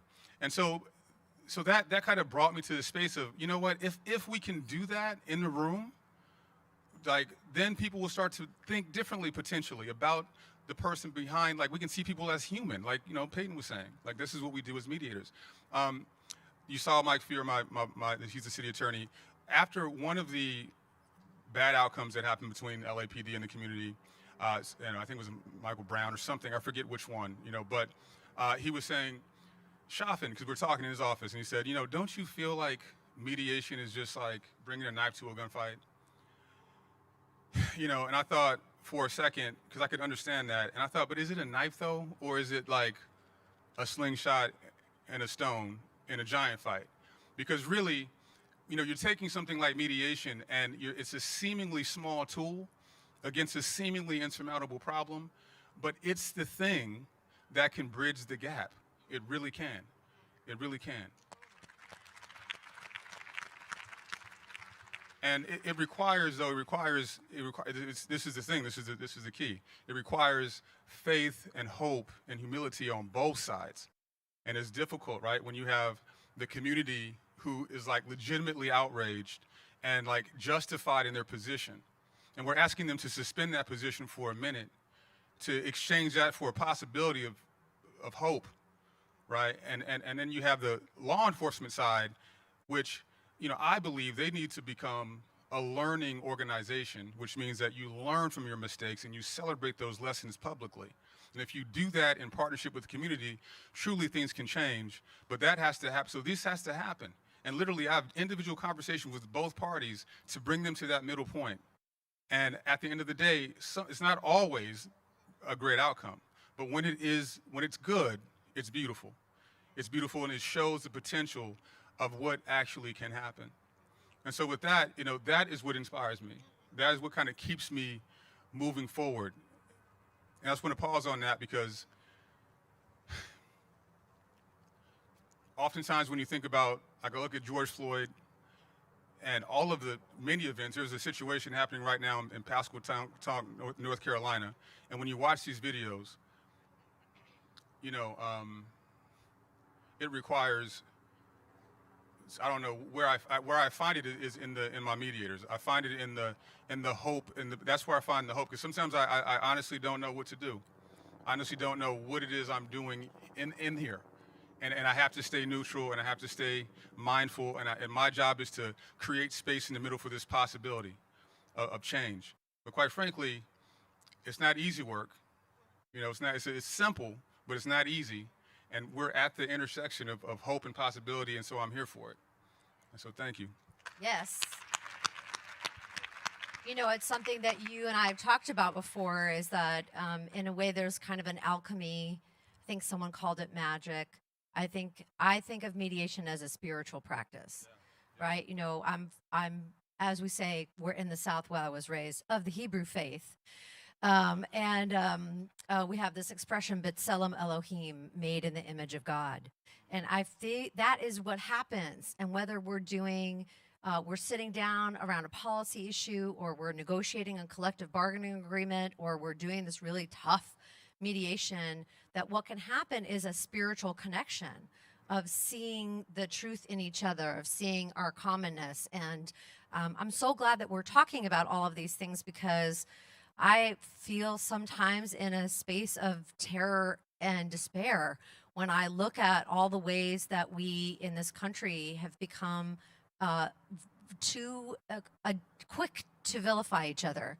And not that there isn't responsibility for some of the actions that are being taken, but there's no way forward through that, right? A democracy requires a Yatsidi and a Barbara and a Peyton and a Shafin and a Terry and a Khan. It requires all of us to be bridge builders. You know, when people talk about bridge building, they say, oh, isn't that nice? Oh, bridge building, that's so nice. No, it's actually quite necessary for the survival of a healthy democracy.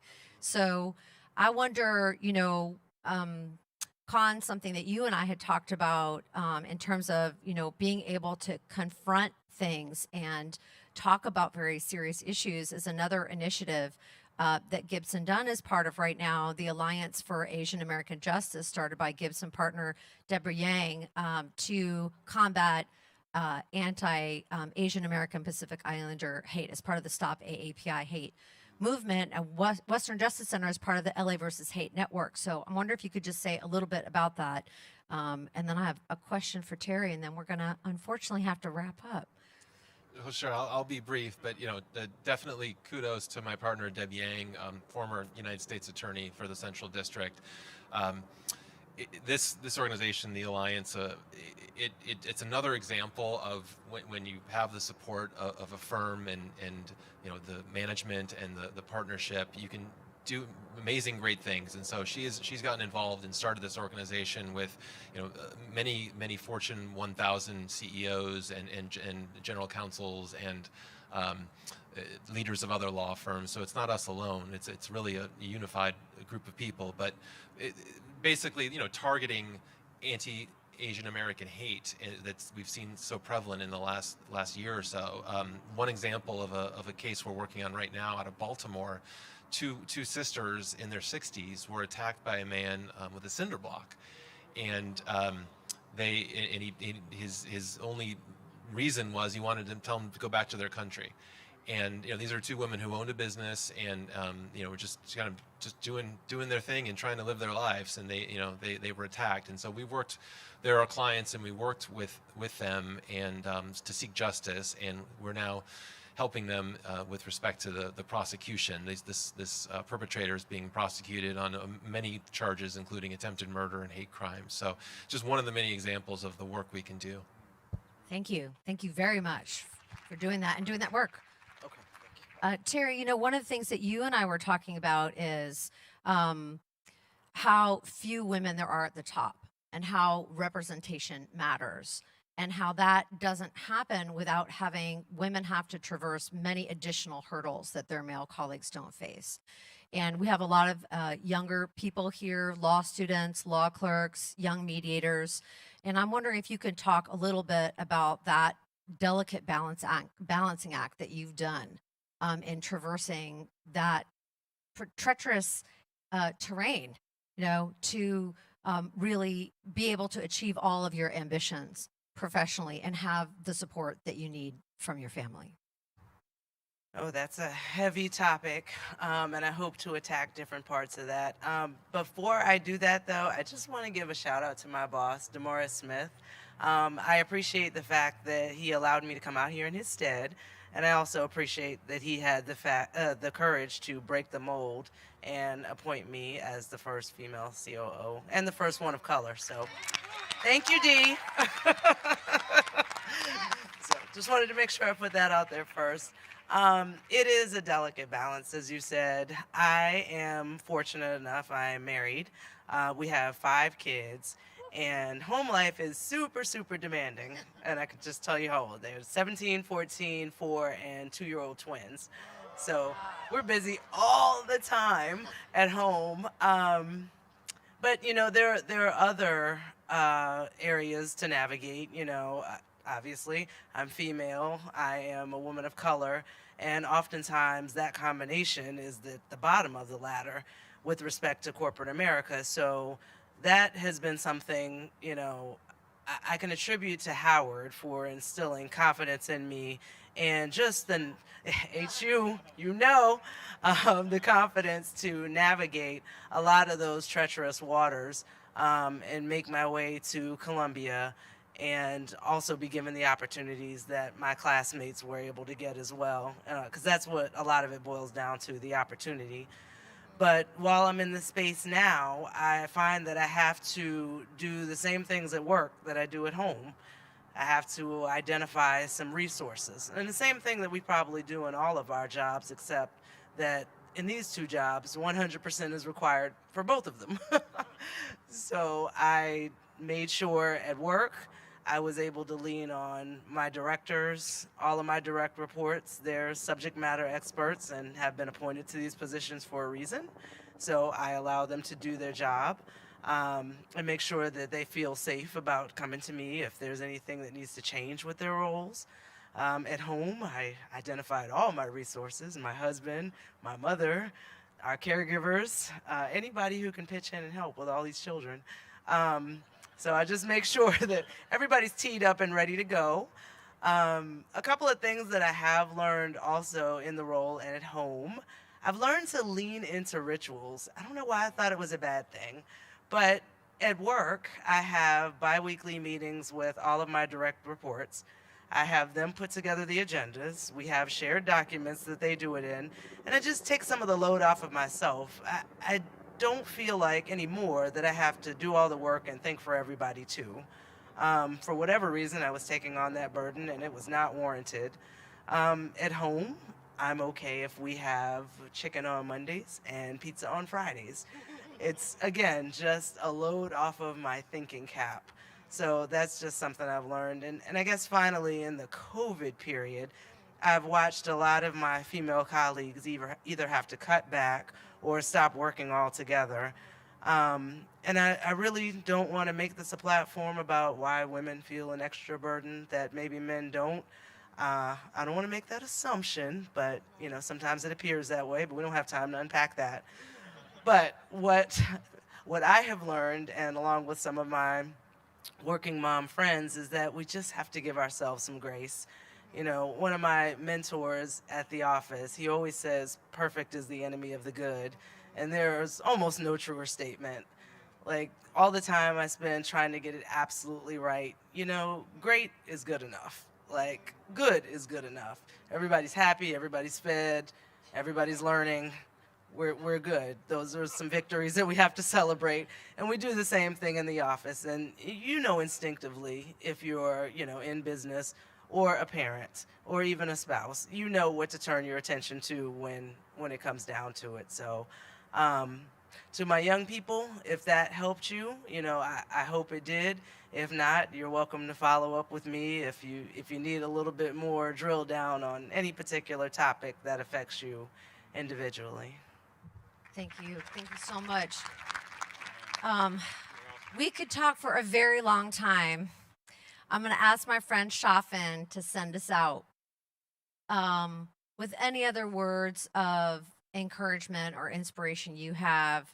I mean, we have talked about the word grace here a number of times and the ways that we all find that and the importance of bringing grace and holding grace and pushing grace. So would you give us a few words and then we'll... Absolutely. First, and I also wanted to say, I want to thank everybody that was in that video too, because that was beautiful and it just filled me up. Thank you. Let's end with this. I want, and this is because the Western Justice Center is all about the youth.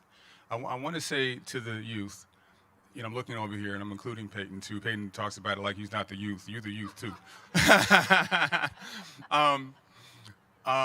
That there are no extra people on earth. So what I mean by that is that if you are here and you are breathing, that there is purpose for you. Okay, you are purposed to do something that the world needs, and it's important that you meet that mark.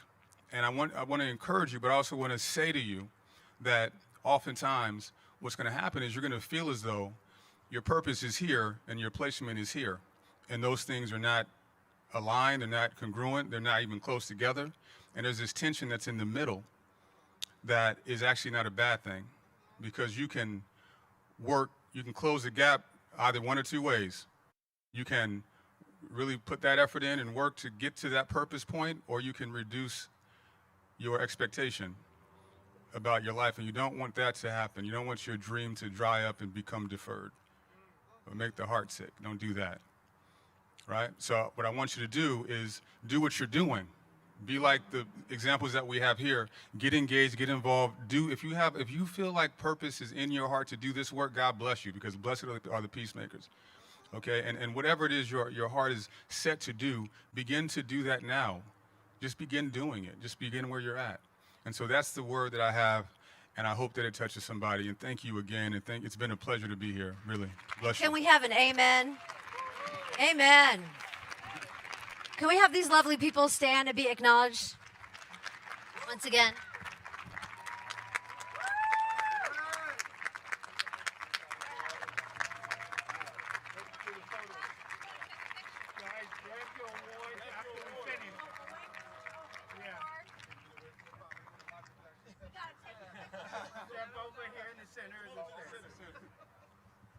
And we have one more thing to do before we go tonight. We have our live auction items. So you stay one more second before you head out.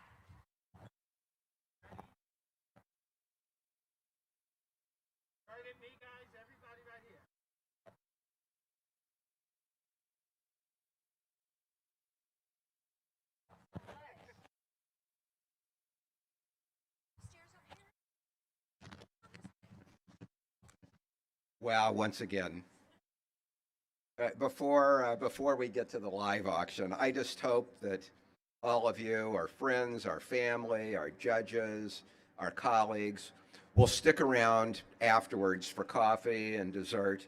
I'd love to talk about everything that we've heard tonight. I think we've all been inspired and would love to hear everyone's reactions and thoughts. So please, I hope that you all don't run off and join us afterwards. Thank you. And I just have to say, we are in a beautiful space on a beautiful night with the beautiful people. And this panel actually, I think, gave us a lot to think about and reminded all of us of our work. And right now, we're going to have some beautiful fun because we have some really, really great things for you right now. And I know that everybody's sitting back there at the bar with drink in hand, getting ready to get in on the fun, because we've got a lot of fun. Sports fans, first up. Music fans. We've got, actually, no, it's not first up. You know, we've got the VIP tickets to the Super Bowl, but they're not first up. You've got to wait. First up, we have something for music fans. Gordy? That's right. What do we have for music fans? Okay, the teleprompter's going fast. For those music lovers among us, we have tickets to the Pasadena Pops at the LA Arboretum. I don't know how many of you have attended that before. It's a lovely venue. Michael Feinstein is the conductor, who's spectacular. We have a package that's valued at $2,000. There are 6 evenings at the Pasadena Pops. With the package, you get a table for 6 guests. The tables are set up in front of the stage. You can bring food, you can get food. It's a wonderful way to spend a summer evening. And I hope that those of you online, those of you here, will all bid. And I think we're once again going to be doing our online. No, we're going to do it live. We've got spotters in the audience. Oh, we got spotters live. Oh, my let's goodness. Just raise your, where are we starting the bidding? I think it's a $2,000 value. I think we can start with $1,500. Somebody can give us $1,500. Do I have $1,500 for a $2,000 value? 6 concerts, 6 seats each concert. Hello, math lovers. That's a $500 discount. Where are my math people? $1,500? Do we have some, where's my stage manager? Do we have a little flexibility? Because I think people, can we get $1,300? Can we get? Okay, bartender, can you serve these people some bartender, drinks? Can we do some shots for the audience? Yeah, good idea.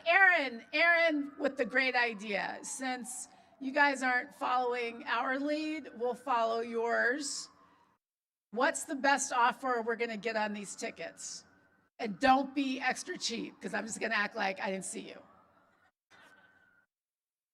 Is it $500 for 6 tickets? 6 concerts. Wait, where are we? We have one. In the back. I've got 500. Jeff Wortman, who's gonna? But I love Jeff Wortman, but please don't let Jeff take these tickets for $500. Somebody give me $600. I love you. I got 600. Is somebody gonna do 700? 6 tickets. $700 for 6 tickets. $700. Gordy, thank you, Gordy. So are you guys going to let Gordy, your host, steal these tickets? $800. Do I have $1,000 for 6 tickets?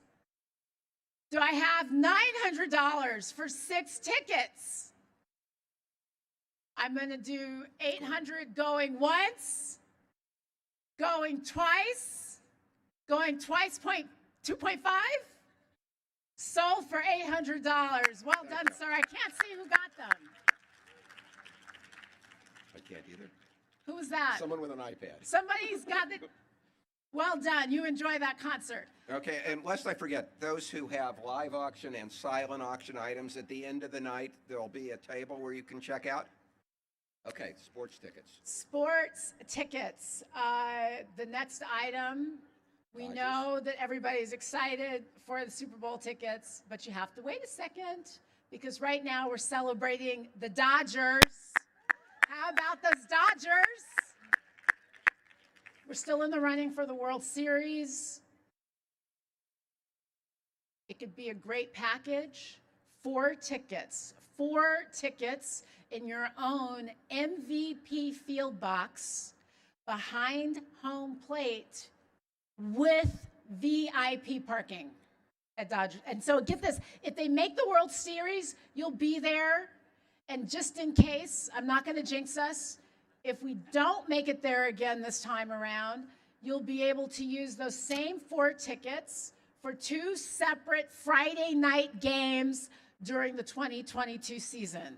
So you're either going to go to the World Series with great seats, or you're going to have 2 Friday night games next season with great seats. And so I know that people are going to dig deep for this. What do you say, Gordy?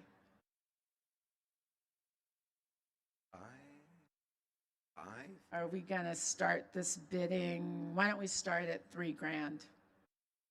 Do we have 3? Do I have $3,000 for these World Series tickets? Or 2 great games on a Friday night? You guys, listen, we're not going to have galas every Friday night to entertain you. So you should think about getting these tickets.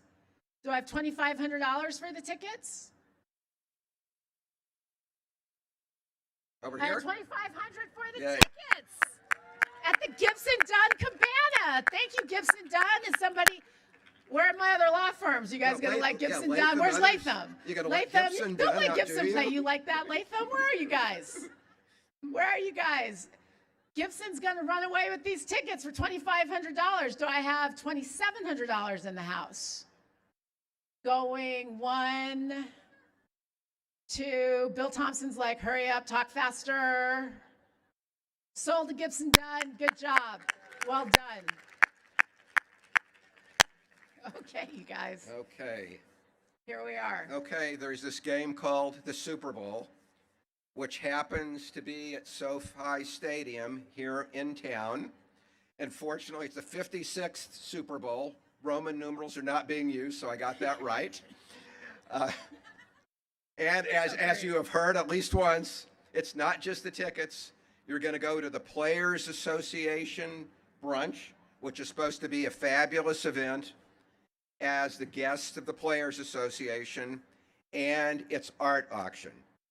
Really a kind of once-in-a-lifetime opportunity for a football fan. This is a once-in-a-lifetime opportunity for a football fan. And we are starting, actually, it's not even just a football fan. I mean, this is an experience. This is a historical experience. It's history, it's living history, and you can participate in this history and help the Western Justice Center at the same time. We are going to start this bidding at the heavily, heavily discounted price of $5,000. Who's got it? Who's with me? Super Bowl tickets. Me, I'm bidding on these tickets. Who's gonna? Don't let me steal the tickets. You guys were sharing the event. You can't let me take the best prize. So Do we have one somebody, over here? I got somebody over there at 6,000? 6,000? Do I have somebody at Gibson at 6,000? I got Gibson done at 6,000. There must be other law firms in town. Aren't there other? Is Gibson Dunn the only law firm that's in making town? any money this year? I don't know. Gosh, where's the? So we've got 2 great Super Bowl tickets for $6,000. I love you, Gibson Dunn, but I love my father too. He's in the audience. I'm going $7,000. You coming? Woo! You coming along, Gibson Dunn? Where are the rest of the law firms? 8. Hey. Gibson Dunn said, I see you, Tanya, and I raise you 8. Nicely done, Gibson Dunn. Anybody else? Are we at 9? Anybody at 9? Do I have a 9? Do I have 9? Yeah, you know, I just looked at my dad's eyes, Gibson Dunn, and I'm going 9. Are you coming? Woo!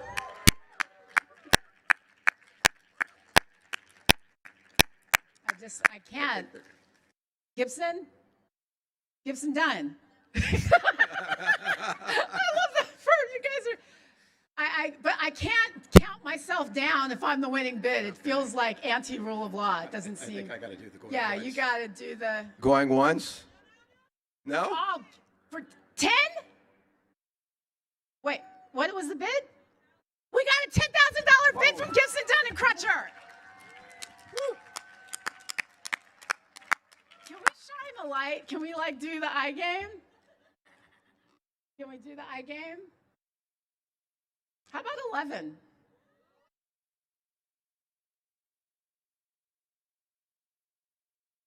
How about 11? Gibson Dunn, you can do 12? Gibson, are you out? I guess I have to take my dad to the Super Bowl. Going once, scoring twice, gone.